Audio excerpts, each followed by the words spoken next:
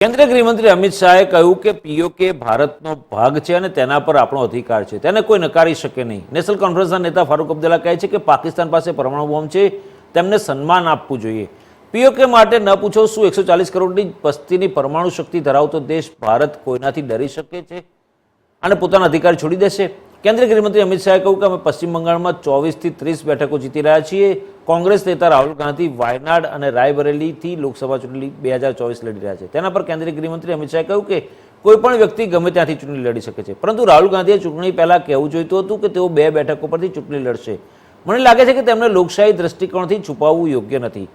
તેઓએ વાયનાડના લોકોને તે વિશે જણાવવું જોઈતું હતું। જ્યારે તમે ચૂંટણી પછીના સર્વેક્ષણમાં જોખમ જોશો અને પછી તમે આવો રાયબરેલી માટે, એ મને લાગે છે કે આ યોગ્ય નથી। બિહારમાં લોકસભા ચૂંટણી પર કેન્દ્રીય ગૃહમંત્રી અમિત શાહે કહ્યું કે આ ચૂંટણી નરેન્દ્ર મોદીને વડાપ્રધાન બનાવવાની છે અને અમારા ગઠબંધનની તાકાત પણ ઘણી સારી છે। અમે ચોક્કસપણે બિહારમાં અમારી છેલ્લી ચૂંટણીના પરિણામોનું પુનરાવર્તન કરીશું। कांग्रेस तो कहती है कि आपका संकल्प पत्र आपकी पार्टी ही नहीं पढ़ रही है, क्योंकि 2024 का जो चुनाव है उसका हीरो कांग्रेस का मैनिफेस्टो है, क्योंकि अप्रैल 27 से आप सिर्फ कांग्रेस की मैनिफेस्टो के बारे में बात चुनाव का हीरो ना कांग्रेस पार्टी तय कर सकती है, ना हम तय कर सकते हैं, ना आपका चैनल तय कर सकता है। देश की जनता ही तय कर सकती है। 4 तारीख को देश की जनता फैसला सुना देगी। इसके बाद ये विवाद ही समाप्त हो जाएगा। वो छुट्टी पे चले जाएंगे, मोदी जी शपथ लेंगे और सरकार चलने लगेगी। धारा 370 जाने के बाद कश्मीर की स्थिति को पूरा परिवर्तित करने का काम भारतीय जनता पार्टी की सरकार ने किया है। मैं आपको बताता हूं, 33 साल के बाद वहां थिएटर शुरू हुए। 33 साल धारा 370 जाने के बाद कश्मीर की स्थिति को पूरा परिवर्तित करने का काम भारतीय जनता पार्टी की सरकार ने किया है। मैं आपको बताता हूं, 33 साल के बाद वहां थिएटर शुरू हुए। 33 साल के बाद वहां पर ताजिया का जुलूस निकला है। 2 करोड़ 11 लाख पर्यटक आए।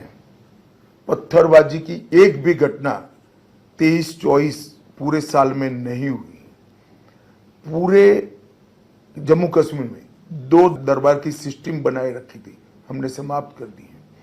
लगभग हजारों करोड़ का इन्वेस्टमेंट आज कश्मीर में जा रहा है। 33,000 जनप्रतिनिधि पंच, सरपंच, तहसील पंचायत, जिला पंचायत के चुन कर आए हैं। और इसके साथ साथ मैं आपको बताता हूं कि 58,000 करोड़ की 22 परियोजनाओं को हमने डेवलपमेंट के काम में पूरा कर दिया। कश्मीर के हर घर में गैस पहुंचाया है, नल से जल पहुंचाया है। हर कश्मीरी को, देश में भी तो गरीब को मिलता है, यहाँ हर कश्मीरी को 5 लाख तक की स्वास्थ्य की सुविधाएं कश्मीर प्रशासन और नरेंद्र मोदी जी दे रहे हैं। और इसके साथ साथ हमने कठोर कदम उठाए। जिस घर से पथराव की घटना की FIR होती है, उनको सरकारी नौकरी अब नहीं मिलती है। जो टेररिस्टों से रिश्ते रखे उनको सरकारी नौकरी से बेदखल किया जा रहा है। कठोर कदम हमने उठाए और इसका आज नतीजा है कि जो लोग भारत के संविधान को मानते नहीं थे, चाहे जमाती इस्लामी हो, चाहे हुर्रियत हो, 2 दिन पहले चुनाव में सबने वोट किया है। और फारूक अब्दुल्ला साहब को संज्ञान होना चाहिए कि आपके शासन में वहां 8%, 10%, 13% वोटिंग होती थी, कल 36% तक वोटिंग हुई। पहली बार कश्मीरी पंडित 35% से ज्यादा वोट डाले हैं। जो विस्थापित है उनको भी अपना अधिकार वापिस मिला है। और मैं तो जम्मू कश्मीर की जनता को कहना चाहता हूं, जिसको भी चुनना है उसको चुनिए, परंतु खुलकर मतदान करिए। यह आपका लोकतांत्रिक अधिकार है जो भारत के संविधान ने आपको दिया है। सर्जिकल स्ट्राइक और एयर स्ट्राइक के बाद पाकिस्तान का रिएक्शन अगर वो देखते हैं तो ये न बोलते। ये लोग इतने छोटे मन के हो गए हैं कि मोदी जी को इसका यश न मिले, इसलिए ऐसी भ्रांति फैला रहे हैं कि जैसे कुछ हुआ ही नहीं। मुझे बताइए स्मिता जी, इतने बम धमाके 10 साल में हुए सोनिया मनमोहन सरकार में, एक का भी कॉन्क्रीट जवाब दिया गया क्या? 26/11 सिर्फ 26/11 नहीं, ब्लास्ट के सीरीज ऑफ ब्लास्ट हुए। जयपुर, मुंबई, अहमदाबाद, हैदराबाद, मालेगांव। क्या किया आपने? विरोध भी नहीं किया, माइनॉरिटी वोट बैंक के डर से नरेंद्र मोदी जी ने घर में घुस कर मारा है। हम ये इंटरव्यू बंगाल में कर रहे हैं, यहीं पे संदेश खाली का इंसिडेंट हुआ था और यहाँ पे मुख्यमंत्री जो हैं वो महिलाएं हैं, उन्होंने कहा कि जो संदेश खाली का इंसिडेंट था वो बीजेपी का षड्यंत्र था, उनसे रचा गया ये खेल था। देखिए, मैं कई बार बता चुका हूं, ममता बनर्जी जी ने अपनी एक कार्यशैली डेवलप की है।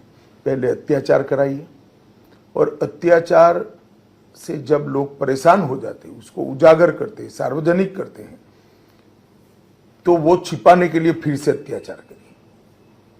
संदेश खाली इसका क्लासिक एग्जाम्पल है।